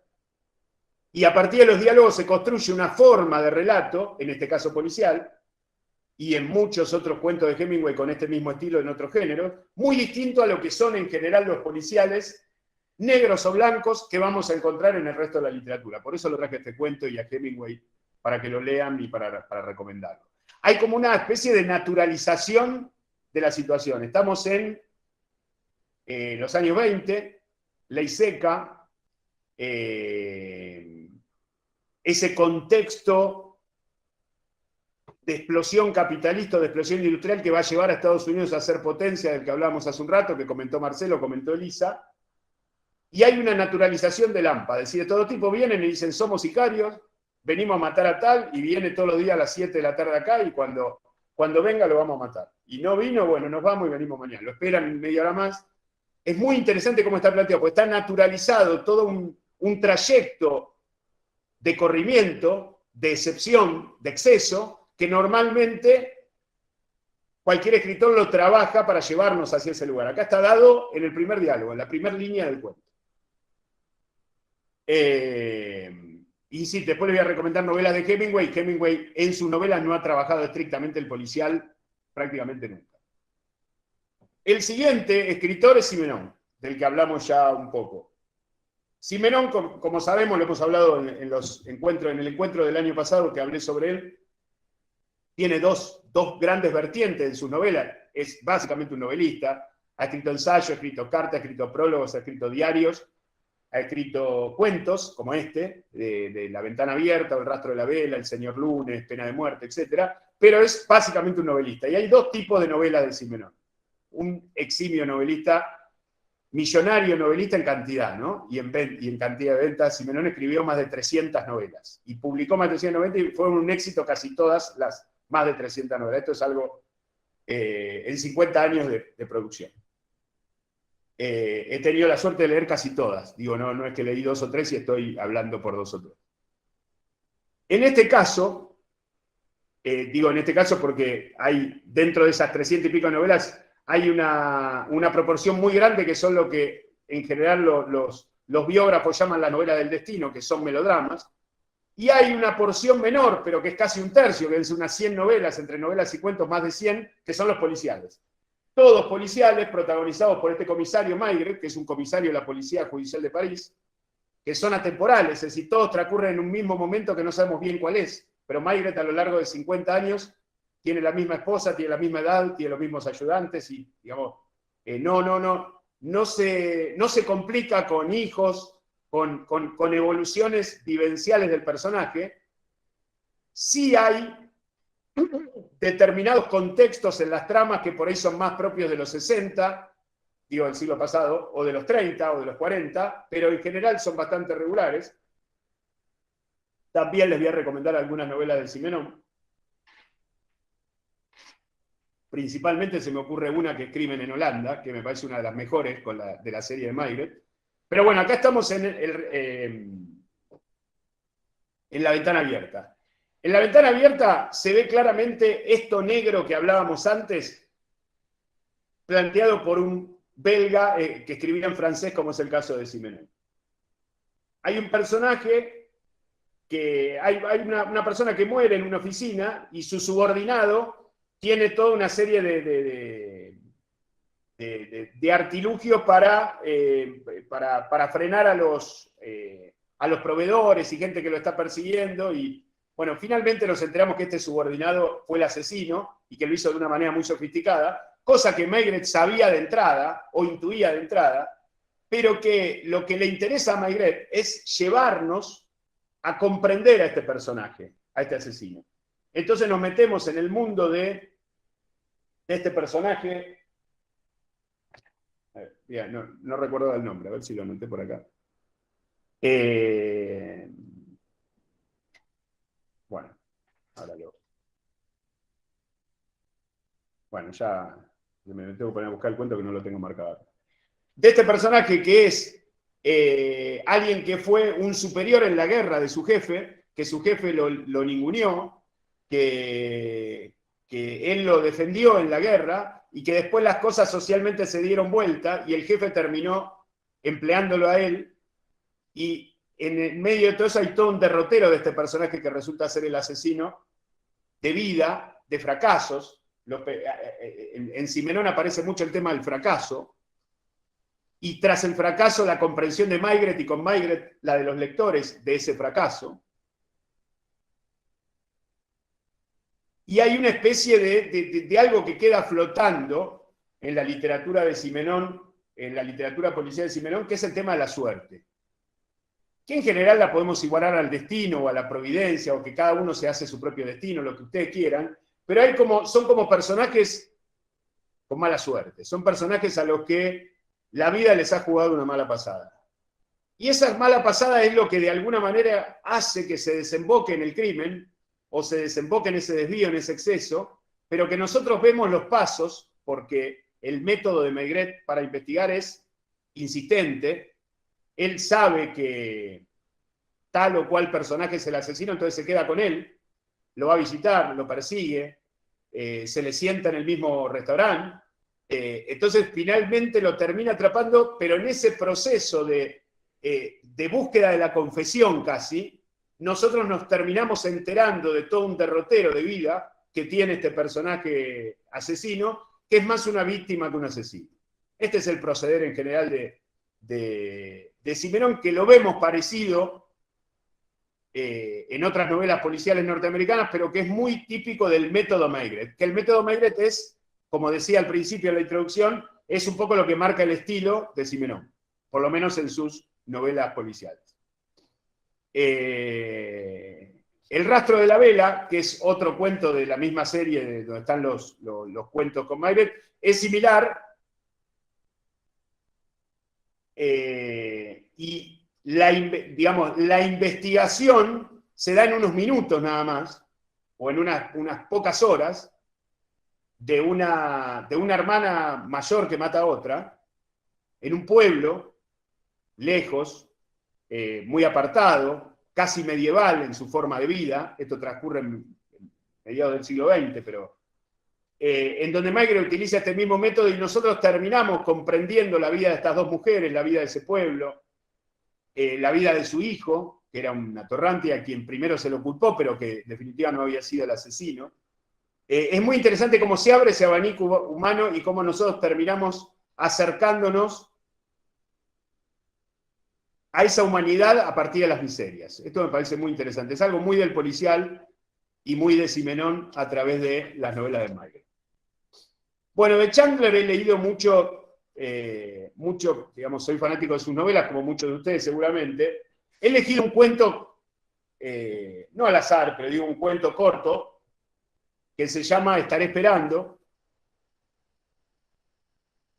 Chandler es todo lo que dijimos, o el emblema de todo lo que dijimos con respecto al negro, con respecto al tema de involucrarse, con respecto al tema del peligro, con respecto al tema de la crueldad, de jugarse la vida, de asumir riesgos. En general con este personaje emblemático de Marlowe, que lo hemos visto representado en el cine muchas veces, algunas de ellas por Humphrey Bogart. Se ha adaptado mucho a Maigret. Acá en este caso hay un tal Tony Resek, que es un personaje también es un detective ya de vuelta, mayor de edad, que ya está retirado del mundo callejero y trabaja en un hotel como seguridad, ¿no? Y hay toda una trama que, digamos, ese mundo que Tony ha abandonado para descansar, una manera de jubilación, después de muchos años de lidiar con criminales, con delincuentes, con narcotraficantes, etc., ha decidido pasar los últimos años de su vida no sin un rajuño, es decir, ha llegado bastante marcado, pero a retirarse porque ya las fuerzas son otras, una persona grande, y trabaja desde hace un tiempo en un hotel de cierto lujo en Nueva York como seguridad, como detective del hotel, como, digamos, como una especie de mantener que las cosas estén calmas, en una época en la que no estaban calmas. Si bien el cuento está escrito y publicado en 1950, es de las últimas cosas que escribió Chandler, o de las últimas cosas cortas que escribió Chandler, la trama da la sensación de que transcurre 20 o 30 años antes. Esta es mi impresión, no lo dice en ningún lado. El asunto es que ese pasado lo viene a buscar. Es decir, esa calle que él ha dejado afuera y se ha refugiado en ese hotel, puertas adentro, con cierta seguridad, ese mundo de afuera lo viene a buscar. Entonces él tiene que reaccionar. Y Chandler lo hace magníficamente porque legitima ese mundo de afuera como que sigue subsistiendo por más que uno se encierre en un hotel, pero él muñequea la situación para resolverla sin tener que exponerse como se hubiera expuesto antes o como normalmente se exponía Marlowe. ¿Sí? Él hace un par de juegos de ajedrez adentro del hotel, le dice a la chica, vos anda allá, le dice al tipo que viene, no, vos quédate acá, al de afuera le miente, le dice, no, vos esperame allá, y el tipo sin salir del hotel resuelve todo trágicamente, es un cuento muy trágico, pero lo resuelve, o de alguna manera intenta volver al punto cero, o por lo menos al punto cero del hotel, porque el punto cero de Nueva York y del universo planteado es un punto bastante horroroso, termina igualmente horroroso, pero él como que de alguna manera se preserva y puede seguir puertas adentro sin tener que exponerse a ese peligro al que estamos acostumbrados en los policiales negros, donde salimos a la calle, a la oscuridad, a la lluvia y a los disparos que se cruzan de una vereda a la otra. Bueno, y finalmente, el último que he elegido para traer algo para nuestro molino nacional es a Borges. Borges no es un escritor, bueno, no es un novelista, desde ya no ha publicado novelas, Borges ni las ha escrito, ha publicado cuentos, ensayos, poemas, demás. Y ha incurrido muy poco en el género policial, más allá que era un género que le gustaba mucho, y que leía mucho, y que comentaba mucho, era muy amante de los cuentos del padre Brown de Chesterton, bueno, de toda la novela de la serie negra norteamericana, pero ha incurrido en La espera, por ejemplo, Nema Suns, en El jardín de los senderos que se bifurcan, podríamos decir también, en Avelino Arredondo, un cuento más acá de la ceguera de Borges, de los últimos libros de cuentos de Borges ya en los 70, podríamos encontrar, y en algún que otro cuento más. Y he elegido La muerte y la brújula, donde él mismo dice que es su cuento policial, y que creo que es un cuento policial en todo sentido, un cuento policial autoconsciente, un cuento policial escrito después de haber leído todos los cuentos policiales, es casi una especulación de los cuentos policiales, que termina también trágicamente, pero que de alguna manera resuelve la cuestión porque la plantea casi como un tablero de ajedrez, como algo que se está jugando en un lugar indeterminado, en donde los personajes son como piezas que actúan de acuerdo a cierta previsibilidad o no, y que finalmente ocurre lo que tiene que ocurrir, ¿no? Como una cosa así muy, muy precisa, inclusive hasta geométrica. A Borges le gustaba mucho la geometría y la simetría. Ahí es donde está esta cita que decía antes de por qué el caballero Dupont, no lo dice, pero lo da a entender, no investigó los crímenes del hombre de la multitud. Todos los temas de Borges están en este cuento. El tema de la biblioteca, el tema de los espejos, el tema de las simetrías y de las geometrías, el tema del doble, el tema del complemento, toda esta cuestión de la cábala judía y de la investigación judía como sustento teológico o filosófico de determinados despliegues narrativos. El personaje colado, que el caso de Lonrod, que es un investigador que no le toca ese caso, pero él lo investiga igual porque sabe que Scarlach es el asesino, entonces lo busca, es decir, el colado, que después termina pagando por colarse, y el mismo Scarlach, que es como su doble, que es el asesino, en realidad hace todo para despertar el interés de este Lonrod.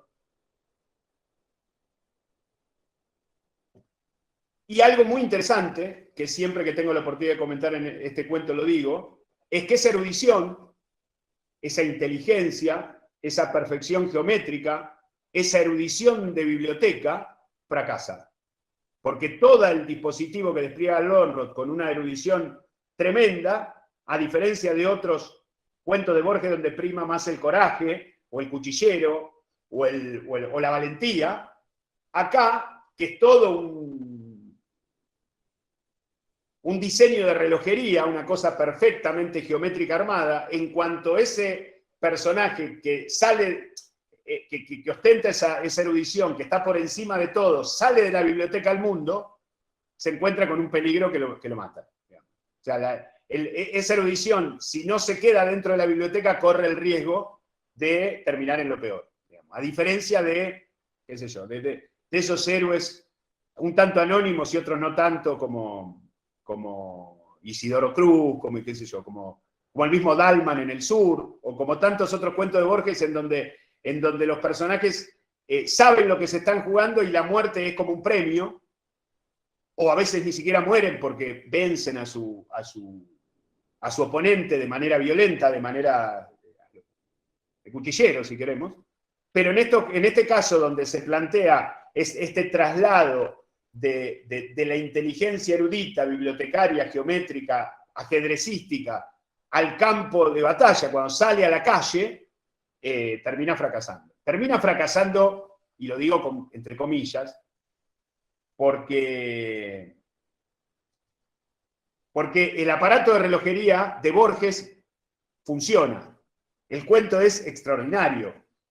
Lo que termina fracasando es una particularidad o un detalle del personaje de Lonrod, que es el detective colado. ¿Sí? Es decir, es como una línea simbólica a pensar ese fracaso. No es que todo el cuento es un fracaso. El cuento como policial cierra, los personajes cierran, toda esa simetría o toda esa geometría, más que simetría, está absolutamente lograda, hasta geográficamente, pero hay algo que se desliza al final, en esa muerte trágica similar o simétrica a la de la espera, en donde el disparo liquida toda expectativa de continuidad de esa inteligencia o de esa erudición, o por lo menos de la inteligencia de ese personaje que la está expresando, ¿no? Bueno, después hay un cuento más que quería hacer referencia, que no estaba en la lista, que es uno de los cuentos que escribió Bioy con Borges en los 40, en los 6 problemas para don Isidro Parodi, que lo hacían con el seudónimo de Bustos Domecq, que es Las noches de Goliatkin, que es un emblema de esta vuelta de tuerca, digamos, de volver a encerrarse en la biblioteca, nada más que don Isidro Parodi está en una celda, preso, e investiga los casos de ahí, y van la gente que necesita investigar un caso y se los resuelve desde ahí con los elementos que le dan en el diálogo. Recomiendo, son 6 cuentos nada más. Este es el libro, ¿no? Este es el libro. Son 6 cuentos cortos en donde este personaje Isidro Parodi, escrito por Borges y Bioy, resuelve los casos ya sabiendo, ya corrió los riesgos, ya pagó con la cárcel, ya asumió el peligro, y ahora de vuelta, desde la prisión, resuelve los casos. Voy a recomendar algunas novelas y cierro mi participación y abro el juego para que terminen ustedes. Una de las mejores novelas policiales que leí es, por supuesto, de Ross Macdonald, y es Dinero Negro, que les recomiendo. Dinero Negro. El hombre enterrado es otra gran novela de Ross Macdonald, que también recomiendo. Margaret Millar, que era la esposa de Ross Macdonald, el que verdaderamente llamaba Millar era Macdonald, es una grandísima escritora que lo sobrevivió a él muchos años y escribió también novelas policiales, pocos cuentos, muchas novelas, y les recomiendo una novela que se llama Pregunta por mí mañana. Bueno, y después les recomiendo Crimen en Holanda, les dije. Crimen en Holanda de Simenon con Maigret.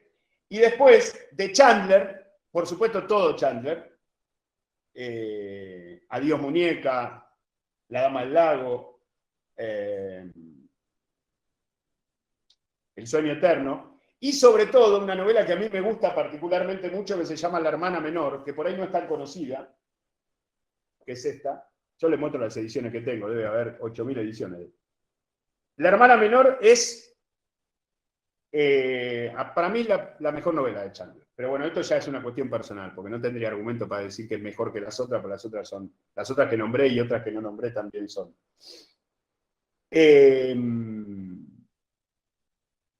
Pacto de sangre de Caín, El cartero llama 2 veces de Caín. Recomiendo a William Irish. William Irish es un escritor que se lo ha adaptado en el cine argentino. Esto lo hemos hablado también con Marcelo. William Irish es Serenata del Plazo Máximo, El amanecer, Serenata del estrangulador. Bueno, acá se hicieron varias películas en los años 50, un cuento de Irish. Christensen, el director Christensen. Recomiendo a Burnett, recomiendo a Hammett, por supuesto, a Patricia Highsmith, que es más tardía. Patricia Highsmith empezó a escribir en el año 50, es más de la segunda mitad del 20, pero es una gran escritora de cuentos policiales y de terror también.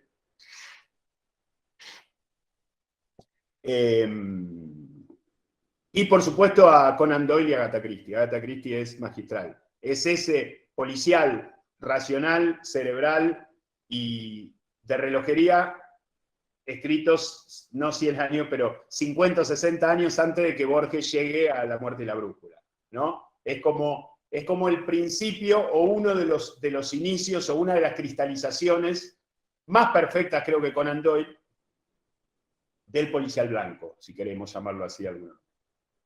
Bueno, cierro con lo que tengo. Tengo acá un montón de libros para recomendar, pero mostrar a la cámara libros es casi vergonzoso. Me gustaría escucharlos, me gustaría preguntas, opiniones, intercambios, debates, estos minutitos que nos quedan, así vamos cerrando el encuentro de hoy. La verdad que la he pasado muy bien y me gusta mucho hablar de estas cosas. Me gustaría dedicarles 2 o 3 horas más, pero no los quiero cansar más de lo que ya los cansé. Soy un monologador profesional. Escuchen. Levanten la mano o hablen directamente, no hay problema. O escriban en el chat, si son más tímidos.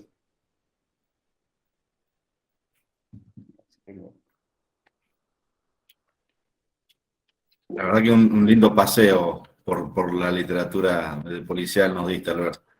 Un lindo recorrido acá. Charlie Chávez levantó la mano. Vamos, Carlito. Esta novela de Agatha Christie la recomiendo especialmente. Agatha Christie escribió como 100 novelas, pueden buscar la que quieran, son todas buenas. Pero esta la recomiendo especialmente. Carlos, dale. Alberto, me acordaba del libro ese de Rodolfo Walsh, la de los 10 cuentos policiales argentinos. También es un buen exponente, ¿no? Sí, bueno, Walsh, Piglia, más acá, algunos de las novelas de Piglia. Bueno, a Borges lo he nombrado. Este mix que hicieron Bioy Casares y Borges. De alguna manera Art también. Y se me está escapando alguno más. Pero, digamos, nosotros tenemos otra, digamos, nosotros somos Sasturain, está muy bien, Marcelo, Sasturain. Acá, estos últimos 20, 30, 40 años, Sasturain. Nosotros somos especialistas en la literatura fantástica. Es decir, me parece que la fantástica, y no lo digo por Walsh particularmente, ¿no? Claro, pero me parece que nuestros grandes escritores, aún Marechal, pero sobre todo Bioy, Bianco, De Nevi, Borges, son prioritariamente o preferentemente grandes escritores de literatura fantástica. Y esto lo digo porque la literatura fantástica argentina es de lo mejor de la literatura fantástica del siglo XX, no es joda, no es que, bueno, por ser argentinos está bueno. ¿Viste cuando vemos una película argentina y decimos, che, por ser argentina está bien, como diciendo es una porquería? Pero no. Gran literatura fantástica ha dado nuestros escritores durante la segunda, digamos, de los 40, de ficciones de Borges para acá, o de la invención de Morel de Bioy para acá, o de la Dan Buenos Aires para acá, pónganlo donde quieran. No, por ahí un poquito antes, por ahí tenemos que pensar en Bianco como puntapié. Pero sí, indudablemente también tiene. Lo que pasa es que es algo que está tan ligado, sobre todo el negro, pero el policial en general, al mundo anglosajón, producto de aquello que dijo Marcelo, de la revolución industrial, de la explosión del capitalismo y de la sociedad industrial, en donde esa marginalidad la vieron primero y lo perfilaron ellos primero. Nosotros en tal caso después fuimos como argentinizando o reflexionando autoconscientemente sobre lo que ellos hicieron. Porque aún Chesterton, en mundos muy particulares y a veces hasta rurales, en el caso del padre Brown, trabaja desde Inglaterra, o ve el mundo desde Inglaterra. Lo mismo Agatha Christie y lo mismo los norteamericanos que hemos descrito desde Margaret Millar hasta Caín. Y nosotros estamos, si bien fuimos un país en vías de desarrollo que llegó a industrializarse un punto más que otros de nuestros vecinos, eso viene del norte. Digamos, viene del norte, como también venía la literatura fantástica, pero se ve que la asimilamos mejor, o encontramos mejores herramientas para contar y para identificar. Pero sí, no lo había nombrado a Walsh y merece es un grandísimo escritor Walsh, aparte que una personalidad entrañable y muy importante para la cultura argentina. ¿Quién está? Marce, no sé quién, Marcelo, Antonio, no sé quién le toca, Lisandro. Marcelo, Antonio. Dale, Marce. Y entre los contemporáneos, destacar a James Ellroy y a Walter Mosley. Hay muchos autores contemporáneos muy interesantes. Uno de ellos, por ejemplo, que es muy poco conocido, se llama John Lutz. Creo que se editaron en España unas 4 o 5 novelas, pero son mucho más interesantes los cuentos de Lutz. Ajá. El problema de los escritores del género de los últimos 50 años es que básicamente aquí en Argentina y en España se editaron solo las novelas. Y los cuentos, por ejemplo, de John Lutz se pueden encontrar en una serie de libros que en librerías de usados se consiguen muy baratos, al menos estaban así, que son los libros de Alfred Hitchcock Presenta. Ajá, sí. Aparecían una serie de escritores, aparecía Caín, bueno, hay muchos escritores contemporáneos que han escrito muchísimo en esas recopilaciones, y muchos de esos cuentos han obtenido premios de mejor cuento del género negro, creo que son las dos. El premio Edgar es uno, que es justamente Edgar Allan Poe, ¿no? El premio Edgar es uno, y hay otro premio más que otorga la Academia Estadounidense del Género, otra academia más, donde son realmente notables los relatos. Y se puede... Lo tomo porque no lo conocía, gracias, Marcelo. Perdón, pero te interrumpí, termina, disculpa. No, eso, bueno, Vázquez Montalbán, que hizo la serie Pepe Carvalho, ¿no? Sí. La serie de Pepe Carvalho que hizo Aristarain, sí. Hizo en España. Que se puede ver, creo que por YouTube, es muy interesante. Y claro, acá dice su copia italiana, el comisario Montalbano no es el mismo, ¿eh? No. Es un homenaje que le ponen el nombre Montalbano, pero no tiene nada que ver con el personaje este personaje español. Es un homenaje en el nombre nada más, pero la saga que escribe, si no me equivoco, el autor de Montalbano no es Modiano, ¿no? ¿Quién es? Ahí está. Lo tengo en la mesa de luz y no me acuerdo. Bueno, ¿Estás lejos de la mesa de luz, Antonio? Sí, el autor de Montalbano es Camilleri, Andrea Camilleri. Ahí está, Andrea Camilleri. Yo creo que otro también escritor de novelas policiales actuales, que me parece importantísimo, es Leonardo Padura, el cubano, que tiene toda la serie de su detective Mario Conde, que me parece que es muy, muy importante porque son características muy particulares que tiene este detective y el entorno en el cual se desarrolla, digamos, el policial, que en el resto porque es en la actual Cuba. Eso me parece muy importante también. Muy bien, Elisa. Antonio, ¿vos habías levantado la mano? ¿No? Creo que sí. Yo me anoté acá, a modo de ayuda. Marco de Neve fue un escritor argentino, muy prolífico incluso, un gran melómano que vivía solo en una planta baja del departamento del fondo, un tipo que no era muy sociable, por andar a saber por qué, y ha ganado muchos premios, un gran escritor argentino. No daba reportajes, por eso quedó en el anonimato. Pero la primera novela que yo leí, que la recomiendo, que después hizo una película, que trabaja como Canegato, que es el protagonista, la hizo Juan Balaguer cuando era joven. Rosaura a las 10. Rosaura a las 10, es una obra de arte. Mira, me la recomendó y me dijo, esto es un teleteatro. Digo, bueno. Y lo leí por compromiso, pero mañana esta me pregunta, por lo menos quiero contratarle algo. Y yo empecé como empecé Germán Gess, ¿viste? Y no lo pude soltar. ¿Sí? Y el otro es Ceremonia Secreta también. Es muy bueno. Ceremonia Secreta. Bueno, de ambas se hicieron 2 películas, mejor la de Rosaura a las 10, inclusive más fiel.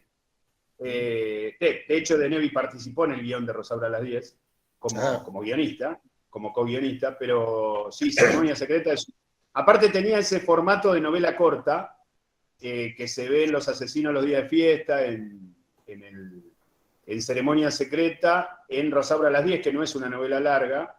Y en otra novela que ahora se me va a venir el título, pero es un escritor muy, muy poco conocido y ha escrito cuentos, ensayos, artículos periodísticos. O sea, es un tipo... Y lo otro que quería decir, a ver, Alberto, si vos me sacás la duda, yo siempre tuve al famoso Father Brown de Chesterton, que Chesterton fue toda su vida un profundo y terrible ateo. Sí. No sé el tipo qué vio, qué le pasó, o qué vio, que es un profundo y tuvo como fases, empezó como ateo, después se hizo, no sé si anglicano, protestante, bueno, tuvo una transformación, pero lo curioso, su conversión definitiva al catolicismo es el año 22, y en el año 22 ya había escrito 25 cuentos del Padre Brown.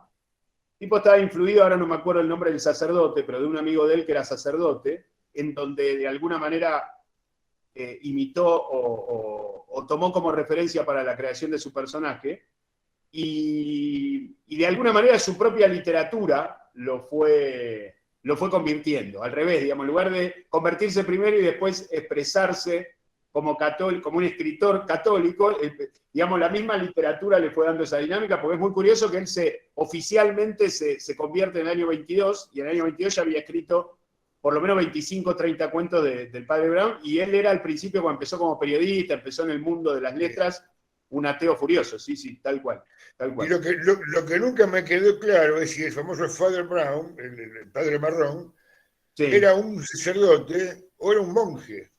No, era un sacerdote que... Yo me imagino con la capucha tipo franciscana, ¿viste? No. Tipo Don Perignon, ¿viste? No, bueno, se han hecho varias versiones audiovisuales en series y en películas, pero la descripción que hace Chesterton en los cuentos, cuando lo describe, porque después finalmente ya lo nombra nada más, está con su atuendo de sacerdote, con su sotana, zapatos o sandalias según la ocasión, de frío o de calor, algún abrigo encima cuando hace mucho frío, algún sombrero, muchas veces usa sombrero, y se juega mucho con destaparse la cabeza y para pensar, y un perchero donde lo cuelga, bueno. Pero él es un sacerdote activo que se supone que 2 días antes del caso que resuelve y 2 días después dice misa en la parroquia tal o cual, digamos, ¿no? Es un sacerdote común y corriente, digamos, con una cultura vastísima, intuitiva. A ver, no intuitiva. Una cultura vastísima que no sabemos nosotros, no conocemos el origen. El tipo no cita libros, pero entiende de filosofía, entiende de teología, entiende de literatura y entiende mucho del mundo y del medio social y cultural en el que se mueve. Vos no digas nada, pero ese cura era masón. Sabía tanto que no podía un Illuminati. Ese tipo era masón y masón de número. Seguramente. Sí, perdón chicos, pero chicas y chicos, un detective que para mí es entrañable, que yo lo quiero muchísimo, actual, es Wallander, en la creación de Henry Michael. Me parece, como personaje, me parece fantástico, lo mismo que el personaje de Jaritos creado por Markaris, el griego, que realmente el griego lo que hace es trata todo el tema del desgarramiento de Grecia desde los 50 en adelante. Realmente me parece fantástico. Creo que, bueno, hay mucho. Literatura policial da para mucho y creo, no solo que da para mucho, sino que expresa, como decía Alberto también, no solo lo social, como yo había dicho en un principio, sino lo político, lo económico y lo cultural. Absolutamente todo queda englobado en cada uno de los personajes y en cada uno de la construcción del detective también. El detective tiene que ver con cada uno de esos. Uno de los objetivos de estas charlas es nutrirnos entre todos. Yo he aprendido muchísimo y me he anotado algunas cosas para leer que no había leído y que ni siquiera conocía, con lo cual esto no, contrariamente a restarme autoridad, me parece que cumplí con la misión de que debatamos, de que pongamos en el tapete determinados temas que nos interesan y nos gusten y sigamos leyendo.